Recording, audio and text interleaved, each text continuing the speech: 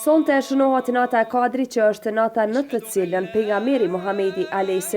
dërmjet melekut Gjebrail, i cili kanë zbritur ajetet e para të Kuranit, sipas fesë islame. Ky është një nga netët tek në 10 ditëshin e fundit të muajit Ramazan. Muslimanët besojnë se në këtë natë Zoti i bekon të gjithë, i fal të gjitha mëkatet, i pranon të gjitha lutjet dhe se engjujt të zbresin në tokë.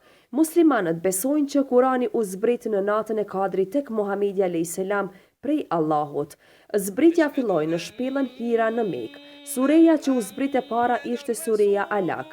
Në Kuran nuk përmendet ndonjë datë specifike, por thuhet se nata e Kadrit është në 10 ditëshin e fundit të Ramazanit. Agjerimi në këtë ditë konsiderohet shumë i vlefshëm. O Zot, vetëm Ti ai që ke mundësinë për të falë mëkatet.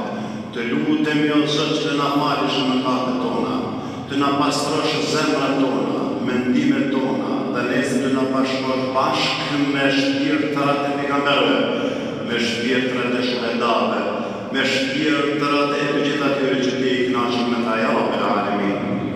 O Zot, na mëso që në vazhdimsi të përmendim emrin Tënd dhe emrin e Muhamedit a.s. Nata e Kadrit është natë adhurimi, bindje ndaj Zotit, namazi, leximi, përkujtimi, lutje, sadakëja, punë të mira e të tjerë, dhe lidhur me këtë natë organizohen edhe programe të bukura fetare.